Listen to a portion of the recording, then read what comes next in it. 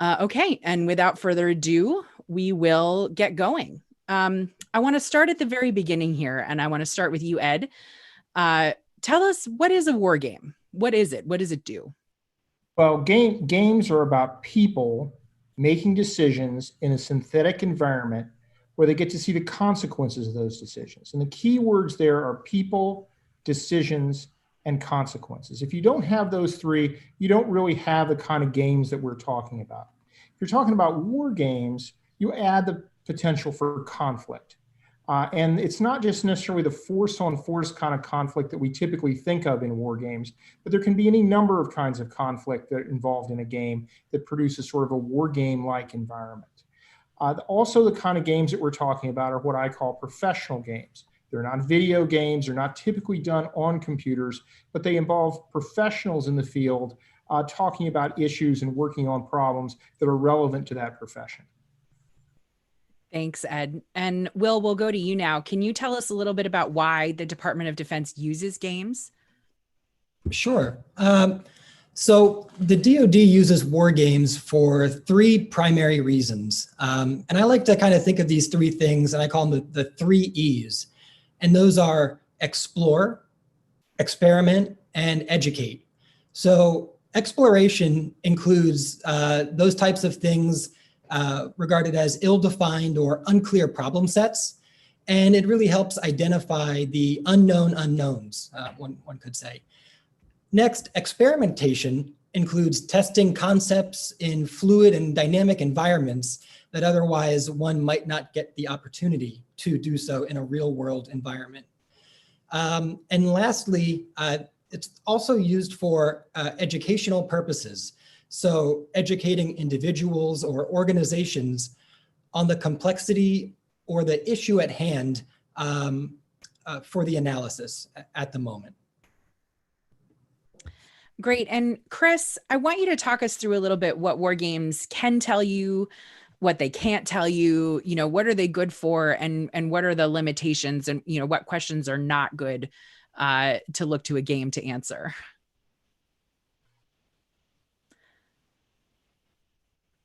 This is a pretty fraught question, actually, in the wargaming community. And as somebody once noted, a group of wargamers could be called an argument because we're so divided on so many topics, even though we all like wargaming. And really, the division is over whether you see wargaming as more akin to a science or whether as you see it as more of an art. Those who think it's a science believe that if you run it the right way and design your games the right way, wargames can provide pretty granular analytic insights into certain problems. But if, like me, you believe that wargaming is a little bit more of an art, then you think that wargames provide more like high-level understandings of problems, but you need to use other forms of analysis to really dig into detailed insights. And I think the reason that I fall more into the art camp is because, as Ed mentioned earlier, the central thing about a wargame is human beings, it's people. And their greatest strength is arguably the biggest limitation of wargaming, which is that they're unpredictable and they do the things that humans do. And so if you want something that's going to give you sort of detailed, repeatable analytic insights, you're probably better off using something like a quantitative method or a model that can be run many thousands of times where you control the variables. But if you want to get humans involved, I think you're kind of stepping out of that boundary a little bit and into a world in which you're probably doing something more like art.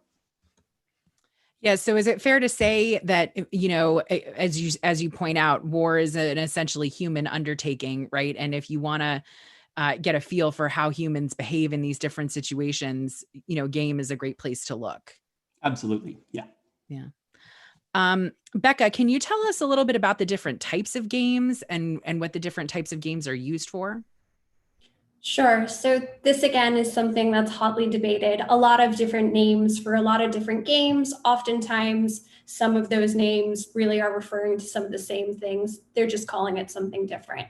So I think the easiest way to think about the different types of games are to think about them across the levels that they're looking at. So here we have the strategic, the operational, and the tactical levels.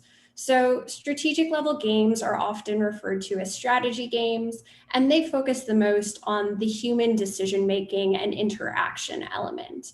Oftentimes, these are loosely structured, even though they can be developed to have a bit more of a structured format. Strategy games tend to be a bit less common within the US Department of Defense, but strategic level games have been used in recent years to do things like strategy development for the most recent national defense strategy. For operational games, these are the most popular and the most common within the Department of Defense.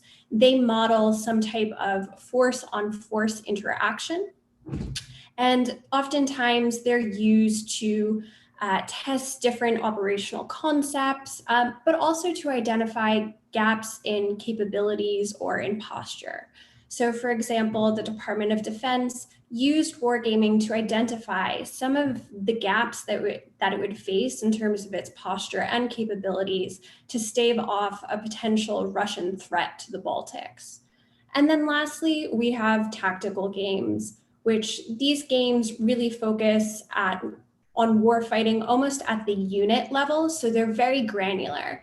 And for an example of this is the Marine Corps has been using a mix of tactical games as well as operational level games to really help them with their force redesign, which is a complete overhaul of how it is that they are trying to equip and train and fight with their force. Yeah, thanks for those examples, Becca. And that's a great segue to kind of the heart of the conversation that we wanted to have today, which is about, different kind of major Department of Defense initiatives in which wargaming played a critical role. And I'm going to turn first to Chris and then to Bob to elaborate a little bit more on different kind of real life examples of where games were really instrumental to the department in making different decisions or developing different plans or concepts. Yeah, thanks, Susanna. So, my time in the department overlapped with the development of the 2018 National Defense Strategy, and wargaming really played a central role in both the early development of that strategy and then the refinement of the strategy. So the initial framing of the strategy was actually based on years, and even if you go back far enough, really decades worth of war games that showed how DoD's military advantage versus China and Russia was eroding. And while we were writing the strategy, we took that kind of basis of analytic input, and our team used two distinct wargaming efforts to further refine it to actually help the specific development of the strategy. So one aspect of that effort was a very high-level strategic game that Becca discussed earlier, and we used that to kind of look at the big high-level trade-offs in the strategy between things like, do we want to conduct more operations forward? Where do we want to be postured? How do we make big budget trades between readiness, capability, and capacity? And then we used another wargaming format, which was more operational, to study real specific operational concepts and force planning decisions that might be used to execute those different strategies.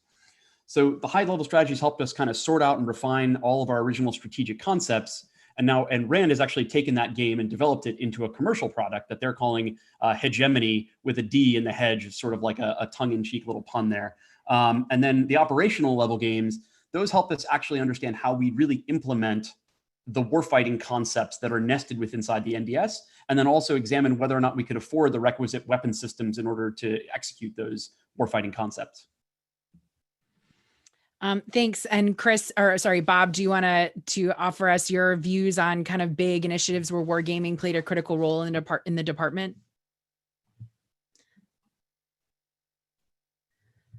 Yes, I won't limit myself to just the most recent time frame. I think everybody has already said the first thing you can do, one of the first things you can do is you can test your war plans. You can war game your war plans. That's what the Navy did year after year in the interwar period with War Plan Orange, which was the standing canonical plan should war break out against the Japanese Empire and the United States. And they refined and refined and refined to the point where Admiral Nimitz said after the war that the only thing that surprised them in the Pacific were kamikaze attacks, that the war games had essentially illuminated all of the problems in carrier logistics, forward logistics, amphibious operations, fleet defense, etc. And more recently, war games helped us completely redesign the China war plan, based upon inputs of not only what we were seeing in the intelligence record, but also by just constantly emulating what we thought would be the Chinese war plan. It helped us sharpen our own. Operational concepts have been extremely important as a focus of war games. In the 2015 timeframe, when I was a deputy secretary, we had all of the concept developers of the services meet in a meeting down at near Norfolk. And all of the concepts that you're seeing now, multi-domain operations, expeditionary advanced basing operations, distributed maritime operations, agile basing for the Air Force, all of these were coming out of war games as each of the services started to say, okay, what do we need to do differently if we do have to fight either the Chinese or the Russians? They're very good for designing your force. I think Becca mentioned it first. The Commandant of the Marine Corps used a series of war games analysis and experimentation to inform what he refers to as FD 2030, Force Design 2030, which is a complete rethinking and redesign of the basic Marine Corps structure. Then you have capability and capability packages. War games can inform you on what type of capability packages might be most useful in a force of arms, a contest of arms. And so the department quickly realized, in the 2012 to 2014 timeframe, that hypersonics was going to be very, very important in any type of a salvo competition in the Western Pacific. So it informed, programmatic decisions to go after hypersonics. And then education. This is one of the things that Will mentioned. If you take a look at the 1990s, when the Cold War ended and we were trying to figure out, okay, what is the strategy? How should the U.S. have a defense posture? What should it do? There were a wide variety of very interesting war games. The Office of Net Assessment sponsored the 20XX war game series, which said, okay, what would happen when everyone has the ability to look deep, shoot deep, and kill deep? What type of changes would that cause? The Army After Next war game was very, very innovative, trying to determine how best to redesign the Army for a future where guided munitions, battle networks were kind of proliferated everywhere. So the education of those games, helping, at that time, most of the game players were majors, lieutenant colonels, lieutenant commanders, et cetera, captains and colonels. And now they're all senior officers. So it helped them kind of get into the framework of what is going to happen to the character of war over their career. So wargaming has played a key role in all of these things in the department. Thanks, Bob. Those are great examples. I just want to pause here for a quick second to remind all of our participants that you can go ahead and start populating the Q&A now. So when we get to that part of the conversation, we're ready to dive right in with some questions. So please feel free to send your questions in using that function at the bottom of your screen. Bob, back to you. In 2014, when you were the Deputy Secretary of Defense, you led an effort in the department to reinvigorate wargaming. And I wonder, what was your thinking behind starting that initiative, and how did it pay off for the department? Well, in November of 2014, Secretary Hagel announced the Defense Innovation Initiative, where he said, look, for the last 14 years, we've really been focused on counterterrorism, irregular warfare, opposed nation building operations. During that time, the Chinese and the Russians have been doing everything they can to catch up with us technologically. So we need to change our focus to addressing that particular challenge. And there were several different lines of effort, but three of them worked together. One was, we knew that we wanted to be strategy driven. So everyone should just think of the 2018 National Defense Strategy as the natural result of that particular effort. But when you have so many things going on, you're going to have want to have new operational concepts. And how would you get those operational concepts? Through wargaming. And then you had to understand the technological kind of changes that were happening. So the third offset was kind of the technological components. The wargaming allowed you to test technologically enabled operational concepts. And at the time, as deputy secretary, I made the judgment that wargaming had atrophied in the department, primarily because, if you remember, you were there with me, Susanna, this was right after the BCA, the Budget Control Act, and sequestration had triggered. We were under enormous budget pressure. And as a result, everyone was looking for efficiencies, and wargaming structure was often lost out in those budget decisions.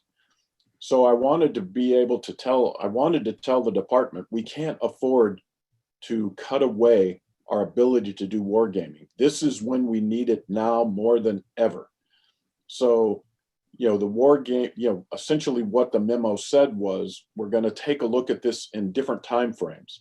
The first fit up, we're going to really focus on the war plans we have and being able to do interesting and different things with the forces that we have to present a dilemma to our adversaries or our competitors.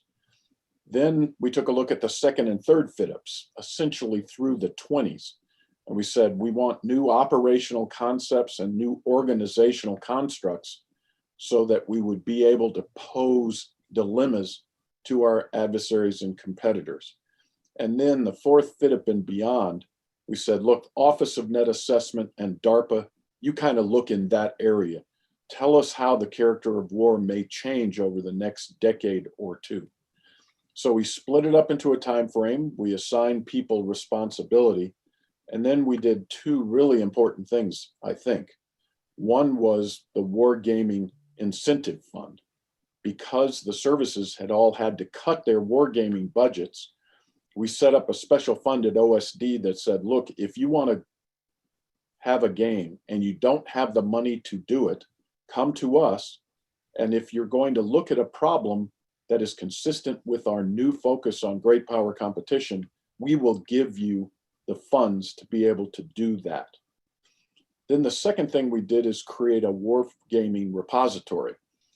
I would go to a management meeting called the DMAG, the Deputy Management Action Group. And that is where all of the senior leaders of the department would try to figure out, okay, how much should we buy of something and what should we buy?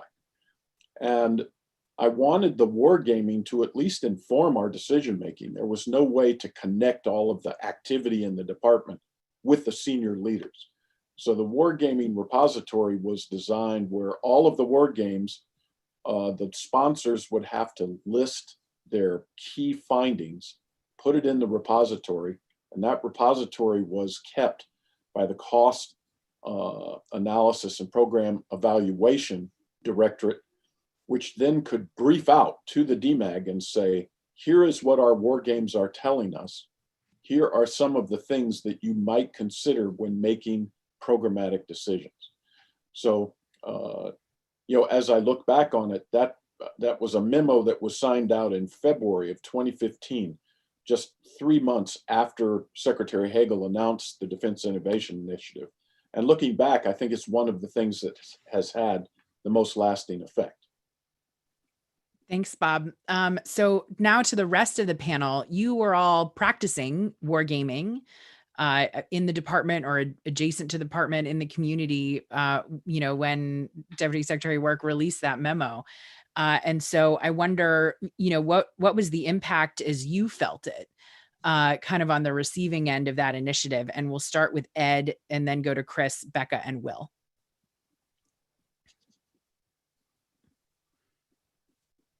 At the time the memo was released, we were also transitioning from what had come before to an better understanding and a better appreciation of the Russia and the China threat, particularly the China threat. And so what you would see going into games is people coming in with sort of the usual way they would operate. They had a set of assumptions and a set of ways of American forces sort of operating in environments where it was relatively benign. Unfortunately, with the Chinese threat, it's not that benign. And so what they would find is their typical way of doing things didn't necessarily lead to very productive outcomes. And so I saw on more than one occasion, and I think General Berger's new reorganization of the Marine Corps is a perfect example of senior leaders coming in to games or watching games or getting the results from games where the standard actions were applied and unfortunate results occurred. And I think the lessons that they learned from those games sort of led to a situation where if we had to go to war tomorrow, there would be lives saved because they wouldn't do certain things that were their baseline assumptions for what they should do against those particular threats. So in addition to programmatics and how to evolve the military, there's also an important learning that goes on for the officers and the personnel who participate in and who watch games. And I think that was, to me, the most affecting thing that came out of that series of games that occurred right after the memo came out, was the sudden realization that we have to do things differently or a lot of people are going to get killed on our side. And so I think that was, for me at least, one of the most significant things that came out of the memo. That's a pretty significant impact. Chris, to you. Yeah, so, we were doing war games before the memo, but I felt like what the memo did is it shifted war games from the background into the foreground, and it elevated their importance to the department. I think, before the memo, we were all doing war games, but oftentimes, it wouldn't get briefed to senior leaders. Senior leaders wouldn't attend. The interest level was relatively low. And oftentimes you felt like your insights would sort of go off and live on a shelf somewhere and not end up in a memo that ends up on the desk of the secretary or the deputy secretary. And I think what the memo did was it changed that paradigm pretty substantially, at least in my opinion, where from there on out, as Bob mentioned, all of a sudden you're seeing war games briefed out to the senior most 4-star levels of the department. That simply just wasn't the case prior to that. And I think that in itself creates a different demand signal for wargaming. And so now you see this expansion of wargaming throughout the entire defense ecosystem, because now all of a sudden there's this almost insatiable appetite for the kinds of insights that wargaming can generate. And I think one thing I'd like to kind of emphasize that both Bob and Ed have touched on, and that is the need to sort of refamiliarize the force with sort of high-end conventional warfare. And I think we saw this pretty clearly in the years, from like 2008 into 2014, is that the department had spent the better part of 2 decades by that point focused on, low-end irregular warfare, counterterrorism. And so putting folks into a world in which they're fighting against a near-peer adversary like a China or a Russia was, for a lot of those people who had spent the better part of their career fighting terrorists or counterinsurgents or countering insurgents, was kind of a shock to the system. And I actually think it was quite beneficial in that you took all these people and you sort of kind of dunked them into the deep end of the pool all of a sudden. And now, they come up and they're suddenly seized with, oh my gosh, this is so much more difficult of a problem than we really understood because we've been so focused on this other thing. And so I think, the zeitgeist that you got behind things like the third offset and the NDS wouldn't have been possible if all of these people hadn't been thrown into the deep end of the pool via wargaming. Thanks, Chris. Becca, what was your view?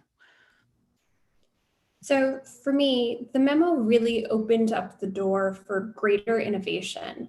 The Wargaming Incentive Fund that Bob mentioned, in particular, really enabled a look at new, interesting, or some of the really hard problems that the department had been grappling with, but had shied away from answering because there wasn't really the space to be doing this sort of work. So both the Wargaming Incentive Fund and the memo more broadly really created the space for trying new things in wargaming. So whether that was developing a brand new game platform, or whether that was looking at problems that previously couldn't be wargamed. It also created innovation in that it created an opportunity for people to draw in new voices into the wargaming field. For me, this is actually quite personal because I was on the receiving end of this. Had that memo not happened, I probably never would have gotten involved in wargaming, and I wouldn't have had the opportunity to actually learn what wargaming was all about had the memo not been issued. So it really enabled the addition of new individuals into what had become a rather stagnant field, which in turn helped to promote new ideas, new ways of doing things, and innovation more broadly. Yeah, thanks, Becca. And Will, how about you? Thanks. So I think Bob's memos spurred a sort of trickle down effect where the types of war games that were once only held at certain levels of classification had now trickled down outside of the department and allowed for organizations like ours to conduct fully unclassified and really open source games that are used to more fully, again, kind of like explore, experiment, and educate both policymakers and the general public alike, so they can have a better appreciation of the problems that the United States and the United States military faces, but also grants them the ability to think through these problems without necessarily risking the lives that might otherwise be required. Thank you. Yeah. So I think it's absolutely clear that, Bob's efforts to reinvigorate wargaming in the department had a lot of positive impact kind of throughout the wargaming community. But my next question is, where do we go from here? What is the unfinished business still in this space? And I think we'll go through the whole panel, starting with Ed and ending with Bob, please. Well, wargaming, first of all, wargaming is a tool that has existed for a very long time, a professional war game since the early 1800s. And it will continue to be a useful tool in the future. I mean, regardless of how much support or effort are behind it, war games provide certain insights that you can't get anywhere else, both for the military as well as for business and other sorts of professional organizations. I think there are some key challenges that are kind of coming up for wargaming as we run into technology and also as we expand into sort of this information sphere, one of which is artificial intelligence. And artificial intelligence also relates to the overall speed of the battle space. How do we manage high AI intensive, high speed battle spaces in our war games with the kind of conventional mechanics we have now? Simply putting it on computers is generally not the answer because, again, war games are about people. So as we transition to an AI intensive battlefield or the sort of hyper war concept, how do we incorporate those in our war games? I don't think it's impossible to do. There are a lot of techniques. In fact, we're writing about them right now for a conference that's going to happen in August. But I think it is going to be a challenge. I think the other thing is, as I saw in the questions, it was mentioned this whole problem of information-related capabilities, or how you would manage sort of the internet and social media and things like that in games. I think that we do a very poor job of managing public opinion, of managing how the news media and information space relates to decision makers' decisions right now in games. It's quite difficult because you need players that understand a lot of those elements. And oftentimes those are politicians and they're busy doing other things. And so I think that that's another major challenge that we're going to have as we go forward in games, is incorporating not just the military elements of power and sort of the other hard elements like economics, but also the social and political elements too, even if they're a challenge both in terms of game mechanics as well as a challenge in terms of politics.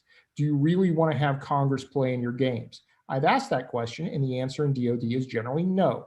We do not want congressmen playing our games, nor do we want to simulate Congress, because it could be embarrassing. So I think there are political and mechanical issues associated with dealing with some of these things. And I think those are things we're just going to have to deal with in the future, because that's where warfare is going, and that's where conflict is going. Thanks, Ed. Go ahead, Chris. So I'd say, it really comes down to innovation. And I'd say right now we're all getting a crash course in remote virtual wargaming as a result of COVID-19.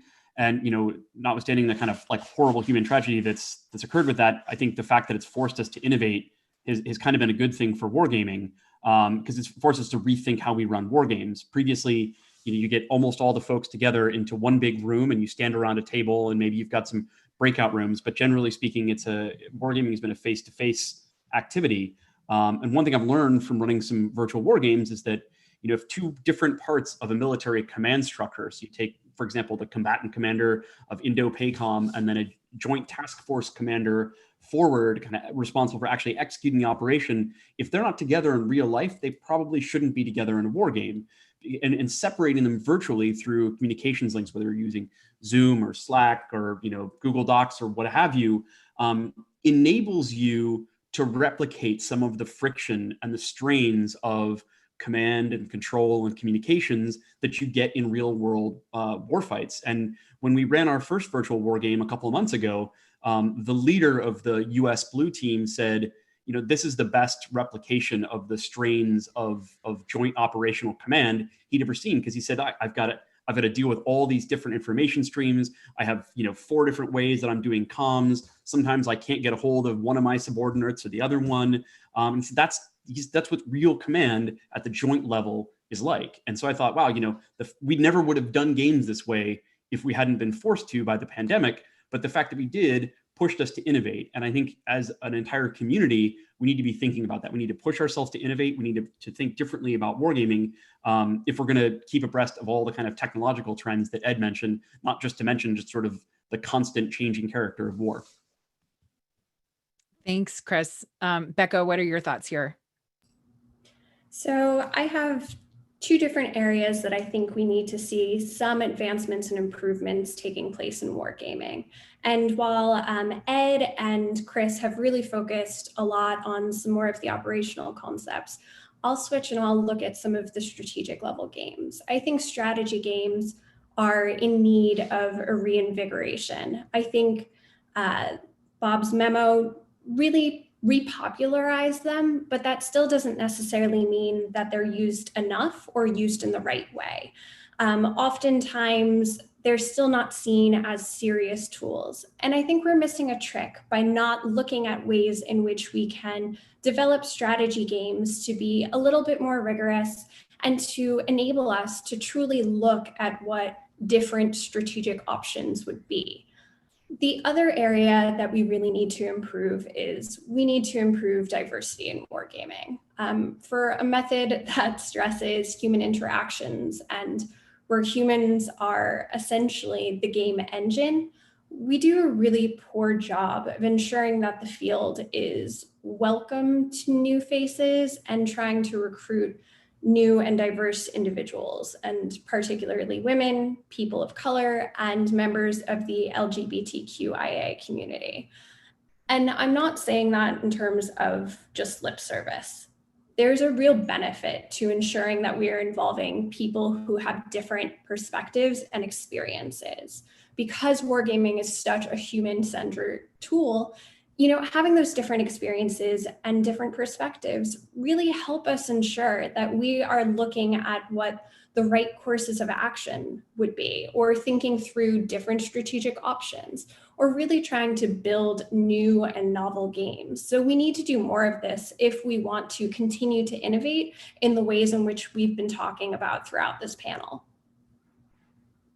Thanks, Becca. Will, go ahead. Sure, thank you. So in addition to those great answers, I think, I think we need to be careful that demand doesn't outstrip supply in terms of wargaming as we move into the future.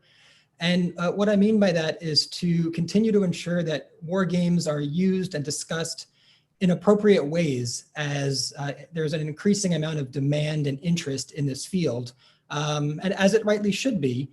However, as a method for gaining insight, wargaming should remain just that, and not something that we should be hesitant and cautious of those that write about wargaming and use it for things that can generate and solve problems outright. Thank you. Thanks, Will. And Bob, we'll go to you for the last word on this question.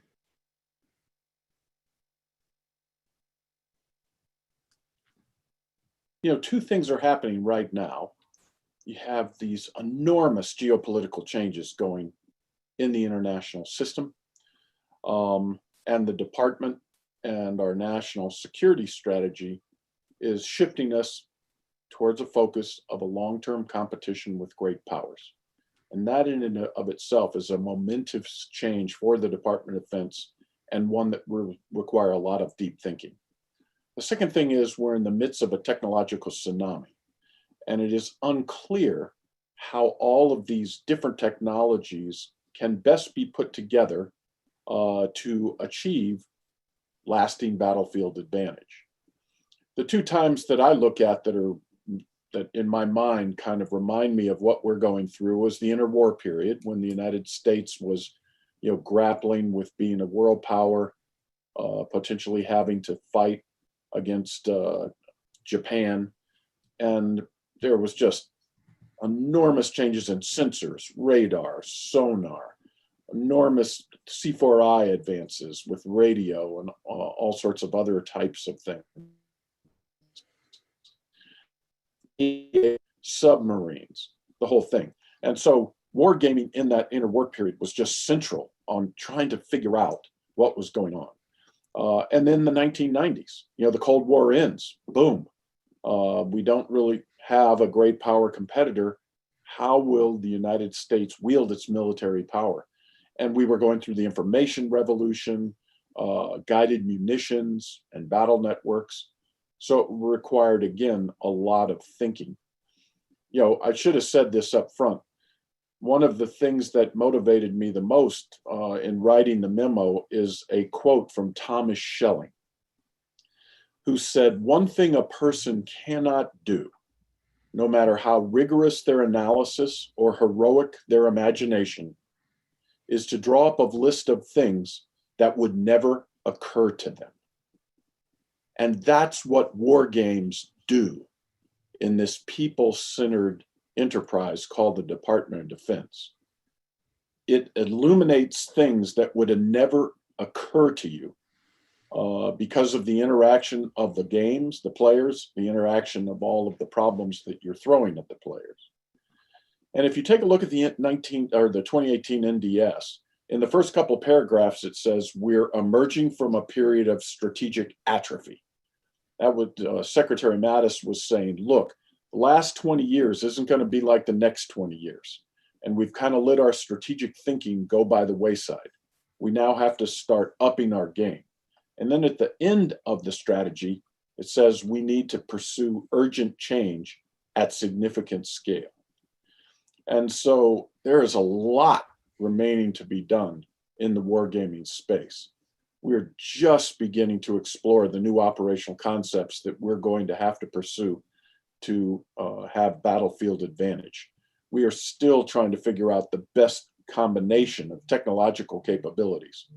So there's just so much more to go. And I'm encouraged that things seem to be moving along in the department in terms of wargaming, but in my view, there's never enough. I do worry about Will.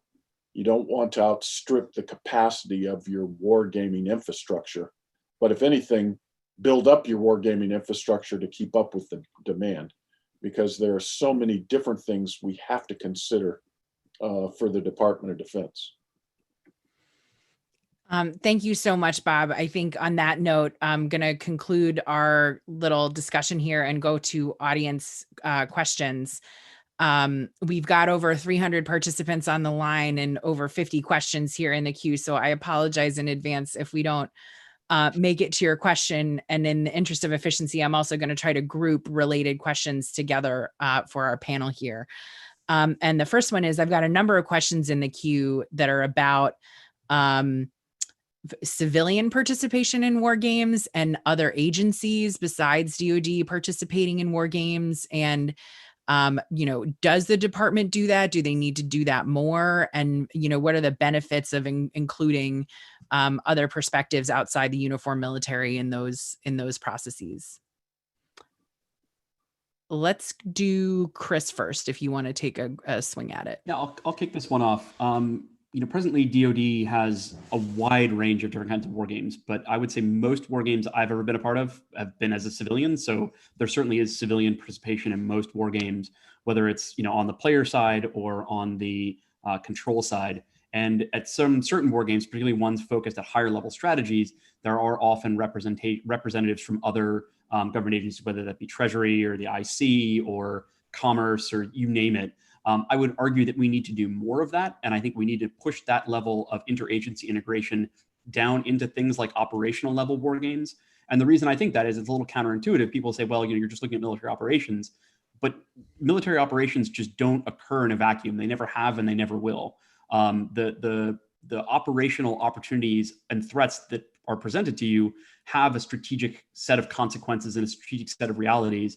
And oftentimes, I think we need to think about our operations in concert with other levers of national power.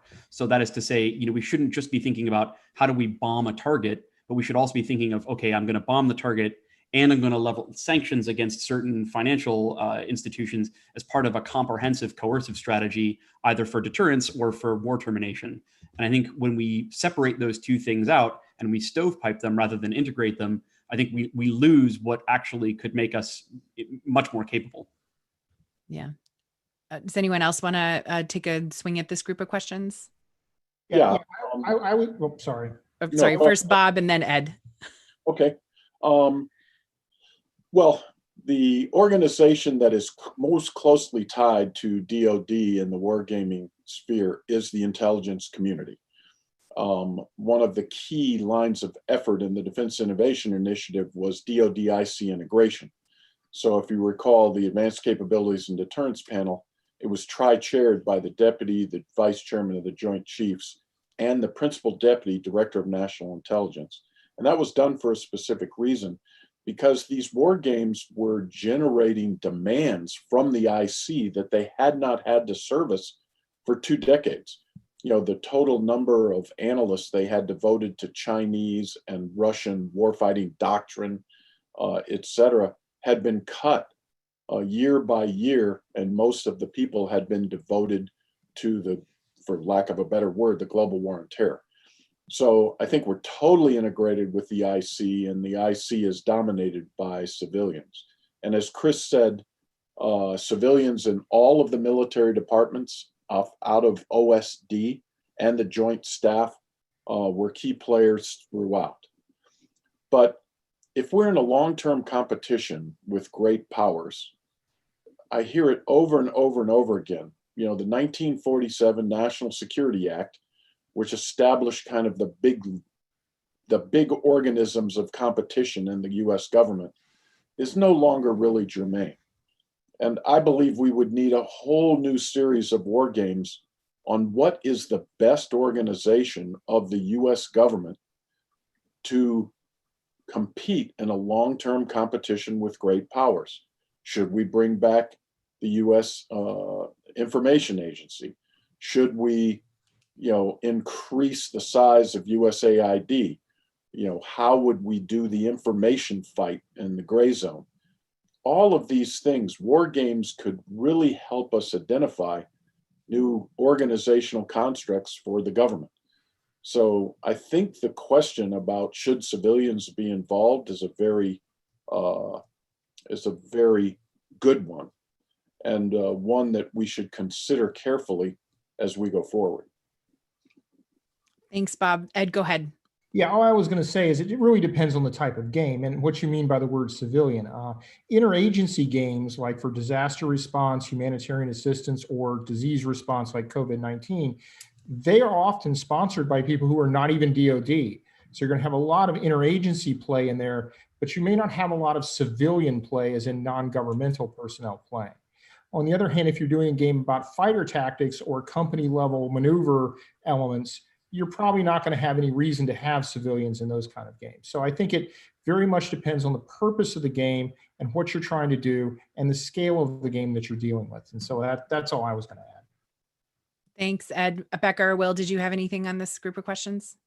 Okay, we'll go to the next one. There are a whole bunch of questions in the queue here that are about new technology and how do you incorporate, weapon systems that may or may not exist yet into gaming, and how are games used to kind of figure some of that stuff out. And then there are 2 questions specifically about artificial intelligence and machine learning and how we do incorporate that into games and how it could be done better. So Bob, I may start with you if you wanted to go first on this one. Sure.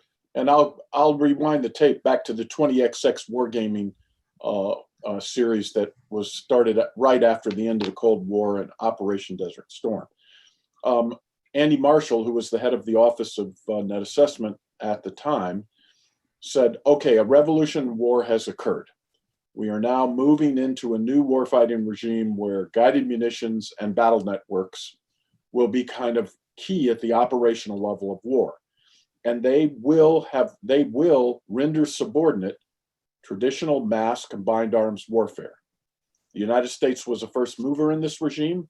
They're going to have a considerable conventional advantage and overmatch for some period of time. But at some point, key competitors will start to emulate the American or this new way of war. And he called that a mature revolutionary regime. So he started 20XX, which basically said at some point in the 20s, we don't know when, and let's not debate it. It could be 2015, it could be 2050. But at some point, everyone will be at rough technological parity. What does that world look like? And the first couple of games we had were utter failures because we would bring in operators who were trained in air-land battle and really understood air-land battle, combined arms warfare. And we just plopped them in a world in which we were saying combined arms warfare is now subordinate to this new way of war. What do you do? And essentially what they tried to do is do what they were taught to do, but do it faster or, have longer range weapons. And what we had to do is we had to say, okay, this is unfair to the players. And we had to write a playbook. We actually described the capabilities of platforms that we would see in this world, like long range, long endurance, unmanned aerial systems, stealthy systems, a lot of undersea systems, hypersonic systems, all of these different things, more space systems. And we actually wrote the book and said, here is what this system can do. We gave it to the players and we required the players to read the text before they came to the game. And once they got to the game, they started to say, how would I utilize these new capabilities differently? I think we're in the same spot here. I don't think a lot of people understand what a 5G C4ISR system is really going to be, how that's going to be different. What is quantum science going to do in terms of sensors and things like that? What are AI and autonomous weapons capable of, and how might you use them? So I think we're going to have to maybe run a new wargaming series like this so we can start to see how operators, who are very smart and will be able to pick this up really quick, but you just can't say, okay, let's go to 2050. Tell us what you think. It's just unfair to the players. So in my view, we've got to think about how we structure these future games to get to the insights on artificial intelligence, AI-enabled autonomous systems, cyber weapons, electronic warfare, space capabilities, et cetera. Thanks, Bob. Does anyone else want to jump in on this group of questions? I'm happy to jump in. So jumping off Bob's last point, I think that the degree to which that these technologies are represented in future war games should always remain subservient as a function to the war game itself and the objective and the scoping of that war game. So if you were having an East China Sea war game, for instance, you might want to consider hypersonic missiles and what that means in a not too distant future.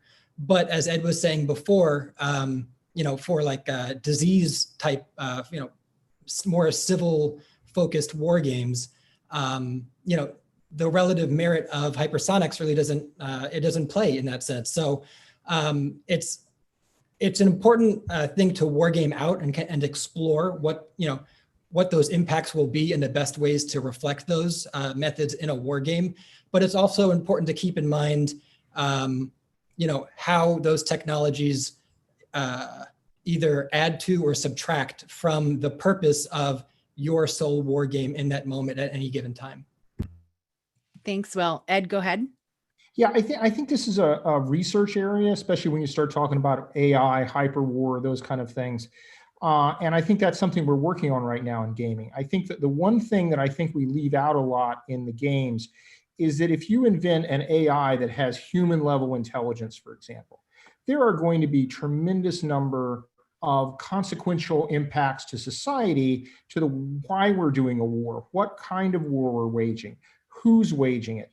Those kind of things are going to be impacted, in addition to the fact that our weapons are going to be super intelligent, and we're going to have hyper battle space management, and those kind of obvious, what I would call hard impacts of the technology. There's a lot of soft impacts for technology too. And I think one of the things we need to do in our building of scenarios for war games is try to build those in, because I don't think you're really building a realistic war game projected out to 2050 with an assumption of extreme capability without taking into account some of those social impacts.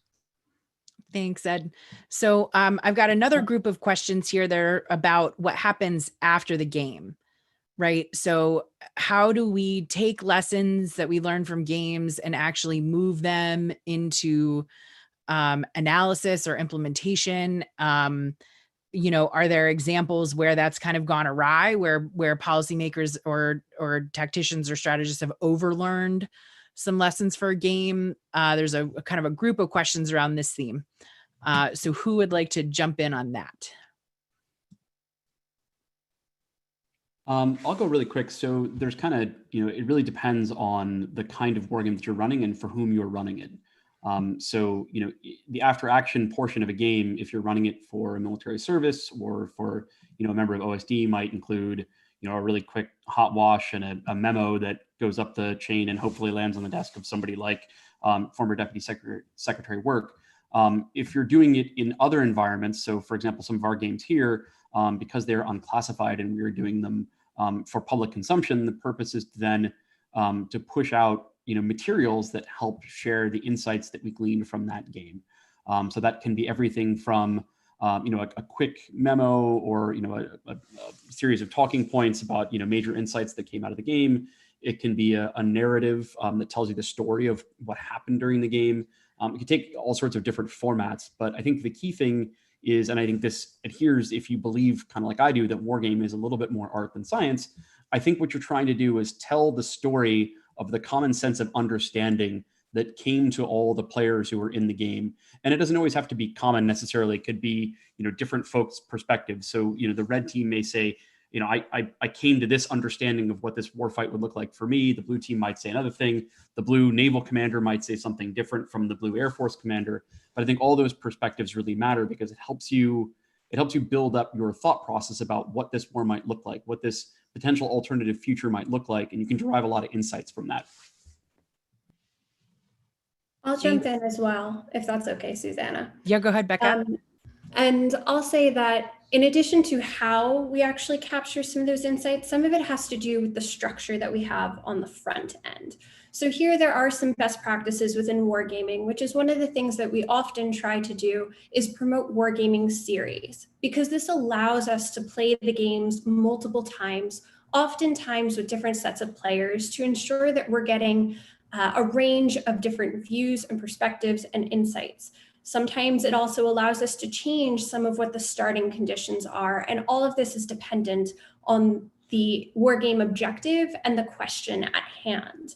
I'll also say that wargaming in general often is best used as one tool in a broader toolkit. And by this, I mean, wargaming often gives you a jumping off point to do further research. So some of your insights from a wargame might give you more questions that you want to use other more traditional forms of research, whether that's interviews, workshops, reading, whatever it might be, to explore further. Same thing with when you have a series of games, you can have trends that you've identified across games, but you want to sort of check to make sure that it tracks with some of the real world behavior and activities to ensure that there was no bias within your group of players.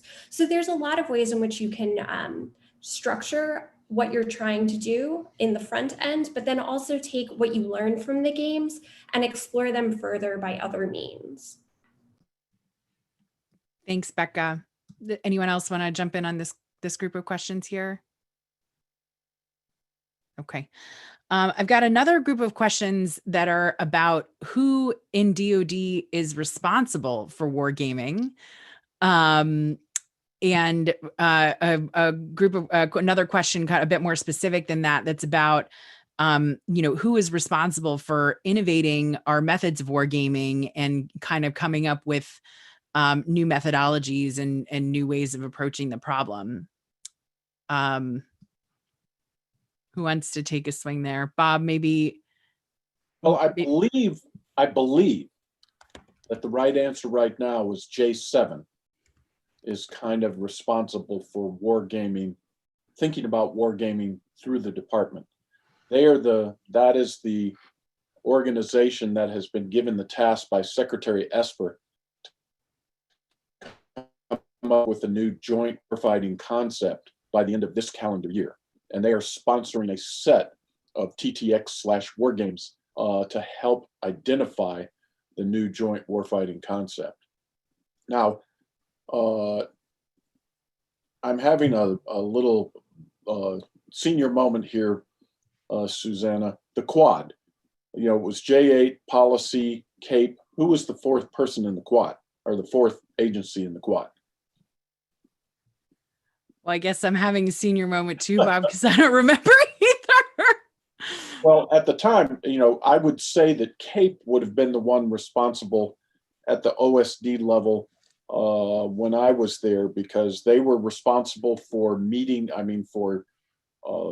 putting out the War Game Incentive Fund, judging the games that should be getting additional resources. And they were also the ones that kept the repository, and they were the ones who briefed the results of the War Games to the senior leaders. But they were, that process was really about getting more games and getting the results of the games up to the leaders. I don't think there was a single place in the department that we said you were responsible for wargaming.